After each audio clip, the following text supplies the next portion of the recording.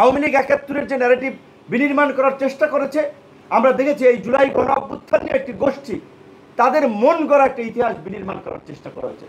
সরকার প্রধান তাকে ধন্যবাদ জানাতে হয়, কিন্তু আসলে আমরা ধন্যবাদ জানাতে হচ্ছে কি বলবেন, একটু মানে পুরোপুরি সন্তুষ্ট নয় এমন একটা অবস্থায়, অর্ধেক সন্তুষ্টি নিয়ে অর্ধেক অসন্তুষ্টি নিয়ে সরকারকে আমাদের ধন্যবাদ জানাতে হচ্ছে। কারণ যেহেতু আমরা শুরু থেকেই বলে আসছি, এই গণ অভ্যুত্থানের মধ্যে দিয়ে গঠিত অন্তর্বর্তীকালীন সরকার আমাদের সকলের সরকার। এই সরকারের ব্যর্থতা মানে আমাদের সকলের ব্যর্থতা। এই সরকারের ব্যর্থতা মানে দেশ আর একটা নতুন সংকটে পতিত হওয়া। সেই জায়গা থেকে আমরা সরকারকে ওন করেছি, ধারণ করেছি, কিন্তু প্রকৃত অর্থে আমরা সরকারকে যতটা ধারণ করেছি সরকার আমাদেরকে ততটা ধারণ করে নাই।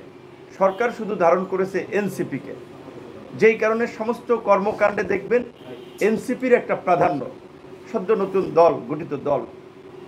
এমনকি এই যে ঐতিহাসিক জুলাই ঘোষণাপত্র দেওয়া হলো, ভাই ইতিহাস টেনে গালগপ্প অনেক করা যায়, কিন্তু যে কোনো একটা বিষয়ে আপনাকে টু দ্য পয়েন্টে আসতে হয়, সামারিতে আসতে হয়।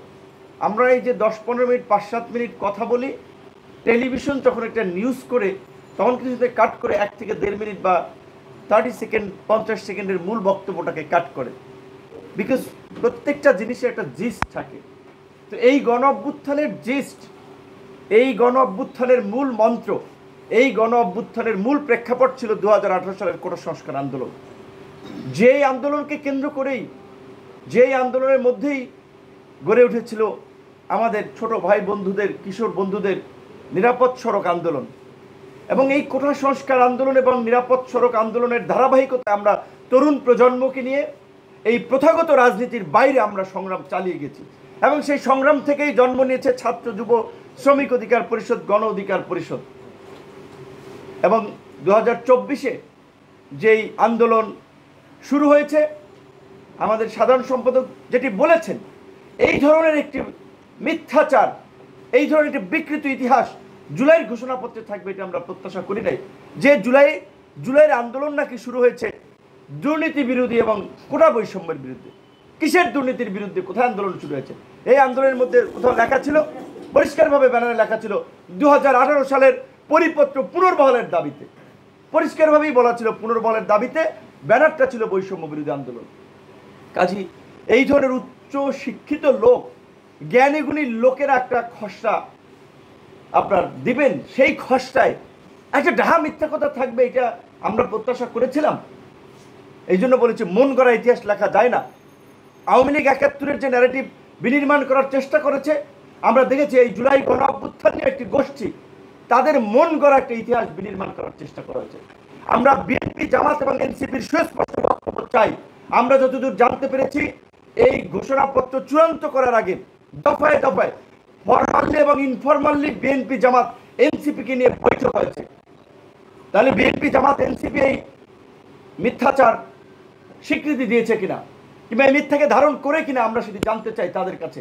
যেহেতু আজকে প্রত্যেকটি দল আনুষ্ঠানিক প্রতিক্রিয়া দিচ্ছে, এই বিষয়ে সুস্পষ্ট তাদের মন্তব্য আমরা জানতে চাই। যেখানে আমরা বারবার এই আওয়ামী ফ্যাসিবাদকে নিয়ে সমালোচনা করি, মুক্তিযুদ্ধের এককেন্দ্রিক বয়ান নিয়ে আমরা সমালোচনা করি, তাহলে কেন আমরা এই জুলাইয়ের গণ অভ্যুত্থানের 1 বছরে আমরা শহীদদের সংখ্যা নির্ণয় করতে পারলাম না?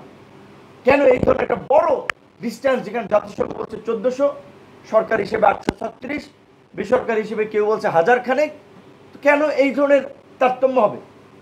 অভ্যুত্থানের 1 বছরের মাথায়ও আমরা একটা সঠিক ইতিহাস জাতির সামনে তুলে ধরতে পারলাম না। এটাই সরকারের ব্যর্থতা, আমাদের ব্যর্থতা নয়। কারণ সরকারের তারা সঠিক ইতিহাস তুলে ধরতে পারে নাই, তারা সঠিক তথ্য জাতির সামনে উপস্থাপন করতে পারে নাই। ঢাকঢোল পিটিয়ে একটা ঘোষণাপত্র দেওয়ার বিষয় জাতির সামনে হাজির করলেন, সেটাতেও শুভঙ্করের ফাঁকি রয়েছে। এইখানে বলা হয়েছে যে পরবর্তী নির্বাচিত সরকারের সংস্কারকৃত সংবিধান, তো তাহলে পরবর্তী নির্বাচিত সরকারের সংস্কারকৃত সংবিধানে যদি এটি অন্তর্ভুক্ত থাকে, পরবর্তী যদি সরকারি ডিসিশন নেয়, তাহলে এই আপনার জাতীয় ঐক্যমত্য কমিশনের নামে এই তামাশার কি দরকার ছিল? তামাশার তো কোনো দরকার নাই। আমরা প্রায় 2 মাস সমস্ত কর্মকাণ্ড বাদ দিয়ে পরিবারকে বঞ্চিত করে এইখানে মানে ওই যে অফিসের মতো আপনার সকাল 11টায় আলোচনা শুরু হয়েছে, বিকাল 5টা, এবং সেই দিকে আপনারা দেখেছেন 10টা 11টার দিকে আপনার আলোচনা শেষ হয়েছে। আমরা বারবার বলেছিলাম যেই সংস্কারগুলো নির্বাচনের আগে আইনি ভিত্তি এবং বৈধতা দেওয়া যায় সেগুলোকে বৈধতা এবং আইনি ভিত্তি দিতে হবে, এবং এই জুলাই সনদের ভিত্তিতে আগামীর বাংলাদেশ পরিচালিত হবে। যেই জুলাই সনদের কথা ঘোষণাপত্রে উদ্ধৃত থাকবে, কিন্তু ঘোষণাপত্রে জুলাই সনদের কথা উল্লেখ নাই। যখন বলা হয়েছে যে এই ডিক্লারেশন আপনার সংবিধানের সন্নিবেশিত থাকবে, সেখানে যদি এইভাবে বলা থাকতো যে এই জন আকাঙ্ক্ষার বাস্তবায়নে একটি জুলাই সনদ রচিত হবে, এই কথাটুকু যদি উল্লেখ থাকতো, তাহলে এই সনদের একটা স্ট্রং আইনি বৈধতা বা ভিত্তি থাকতো। সেটি হয় নাই। তাই আমরা পরিষ্কারভাবেই বলতে চাই যে আমরা যদি আজকে বিভাজিত অবস্থান নেই, তো স্বৈরাচার এবং ফ্যাসিবাদ এবং তার দোসররা অট্টহাসিতে মেতে উঠবেন। তাই আমরা পরিষ্কারভাবেই বলতে চাই, এখনও যদি সুযোগ থাকে আলাপ আলোচনার মাধ্যমে এই জুলাই ঘোষণাপত্রের সংশোধনী আনা দরকার, এবং বিশেষ করে মূল বিষয় কি এই আন্দোলনের ভাই ব্রিটিশ বিরোধী উপনিবেশিকবাদ 47-এর আন্দোলন 71-এর মুক্তিযুদ্ধ গণঅভ্যুত্থানের প্রেক্ষাপট তৈরি করে নাই। 71-এর মুক্তিযুদ্ধের মধ্যে দিয়ে তো আমরা একটা স্বাধীন সার্বভৌম ভূখণ্ড পেয়েছি। এই জুলাই গণঅভ্যুত্থান আছে তার অর্ধ শতাব্দী পরে। সেইখানে 71-এর মুক্তিযুদ্ধ, এই 47-এর আন্দোলন, অমুক তমক, এই সমস্ত ইতিহাসের এত আপনার উদ্ধৃতি ঘোষণাপত্রে থাকার দরকার ছিল না। গণঅভ্যুত্থান হয়েছে গত 16 বছরের ফ্যাসিবাদের কারণে। 16 বছরে 3টি নির্বাচনে জনগণকে ভোটাধিকার থেকে বঞ্চিত করা হয়েছে, নির্বাচন থেকে বঞ্চিত করা হয়েছে। 16 বছরে একদলীয় শাসন কায়েম করার জন্য ধারাবাহিকভাবে যে ঘটনাগুলো ঘটেছে, এই সামরিক বাহিনীকে পঙ্গু করার জন্য পিলখানা হত্যাকাণ্ড, আলেম ওলামাদেরকে এই হত্যা করার জন্য শাপলা চত্বরের ঘটনা, এবং এর মধ্যে মোদি বিরোধী আন্দোলন, প্রাইভেট বিশ্ববিদ্যালয়ের শিক্ষার্থীদের আন্দোলন, এবং সবচেয়ে মোমেন্টাম তৈরি করেছে কোটা সংস্কার আন্দোলন এবং নিরাপদ সড়ক আন্দোলন।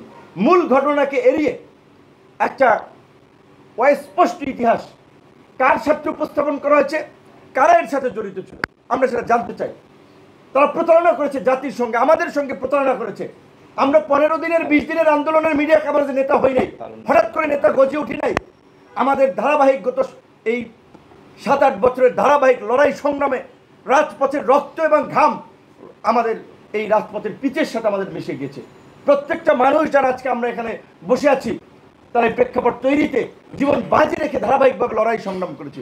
এমনকি এই টিভি হারুনের ভাতের হোটেলে গিয়ে যখন অনেকে কম্প্রোমাইজ করেছে, বাধ্য হয়ে কিংবা কম্প্রোমাইজ করে যখন আন্দোলন প্রত্যাহার করেছে, তখন আমরা 2 দফা রিমান্ডের মধ্যে থেকে আমরা আপনার বজ্র ধ্বনি তুলে আমরা কিন্তু পরিষ্কারভাবে বলেছিলাম যে 90% পতন হয়ে গেছে, আর 10% বাকি আছে, সেটার জন্য ধাক্কা দিতে হবে।